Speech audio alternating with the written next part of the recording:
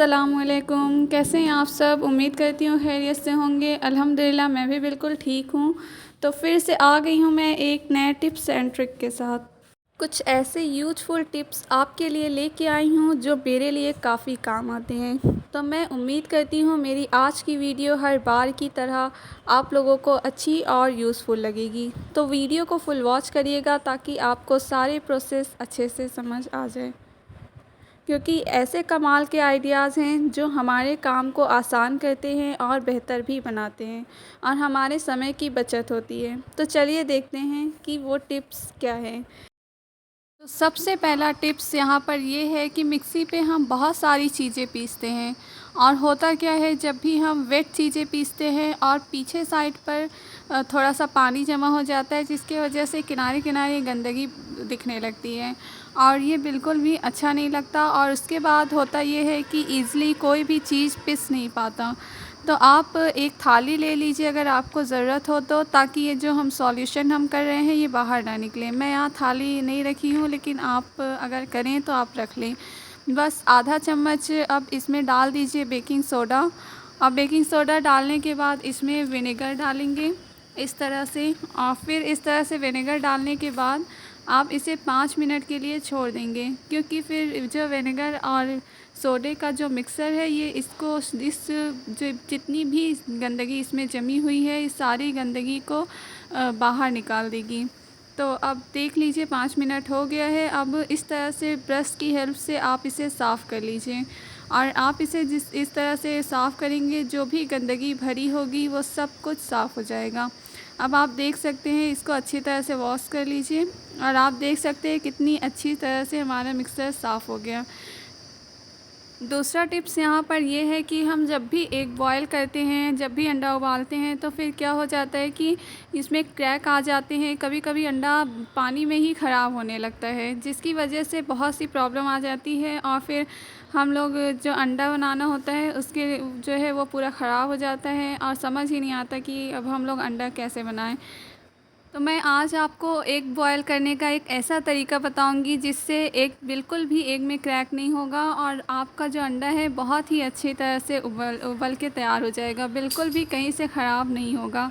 तो आप एक अंडा ले लीजिए और जिसे बॉयल करना है आप उस सारे एग पे इस तरह से ऑयल लगा लीजिए और चारों तरफ ये मेरा अंडा एक गिर गया है जो फूट गया है। तो अब दूसरा अंडा ले लेते हैं। तो फिर यहाँ पर इस तरह से ले लीजिए और सारे अंडे को में इस तरह से तेल लगा लीजिए और चारों तरफ अच्छी तरह से तेल लगाने के बाद आप इसे फिर पानी में डालिए और फिर उसके बाद धीमी आंच पे आप इसे बॉईल करिए। और अंडे को उबालते टाइम बहुत ज़्यादा पानी मत ले लीजिएगा, क्योंकि अंडा जो है उसको ढक दीजिए तो भाप की उससे ही बन जाता है। तो फिर जो है इसमें बहुत ज़्यादा पानी की ज़रूरत नहीं होती है, कुछ उसकी वजह से भी हमारे अंडा जो रहता है वो ख़राब होने लगता है।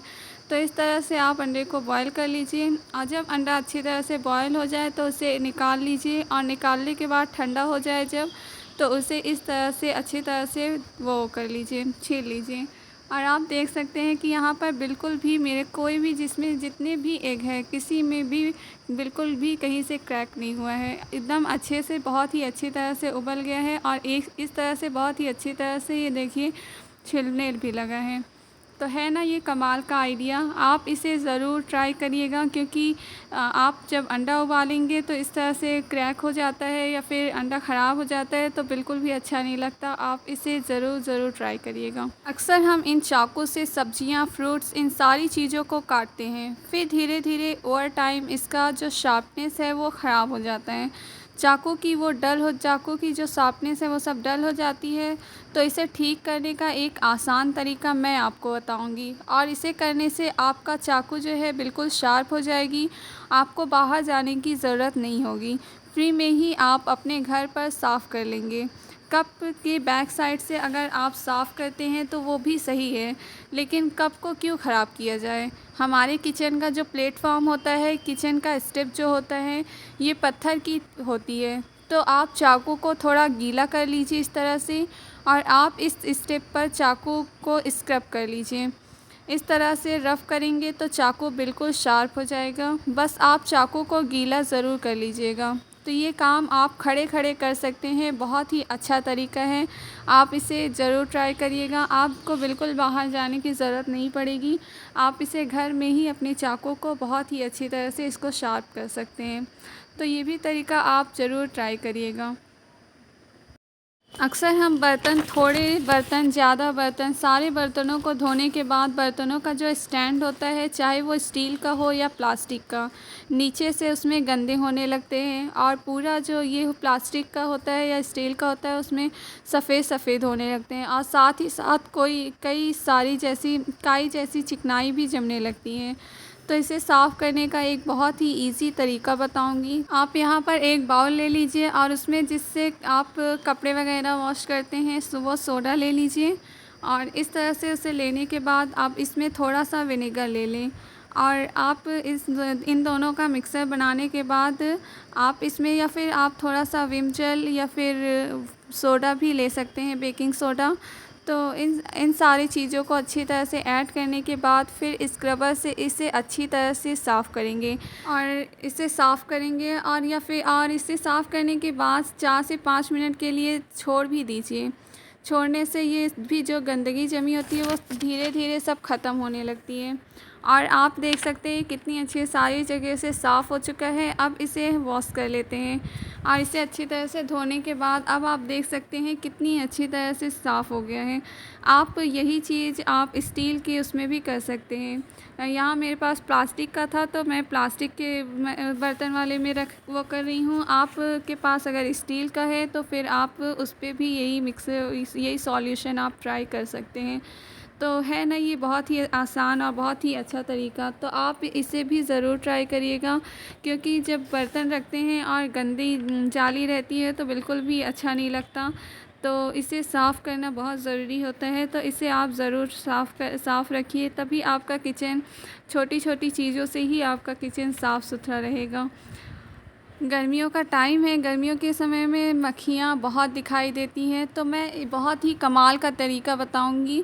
बेसिन सिंक वगैरह जहाँ होता है उस साइड पे अगर गंदगी रहती है तो मक्खियाँ वगैरह, कॉकरोच वगैरह उसी साइड पर ज़्यादा आते हैं। तो उसे साफ़ करने के लिए, सिंक और गंदी भी हो जाती है तो बिल्कुल अच्छा नहीं लगता, तो उसे हमेशा साफ़ रखना चाहिए। तो यहाँ पर मैं उसे साफ़ रखने के लिए यहाँ पर एक बाउल में विम जेल ले लेती हूँ।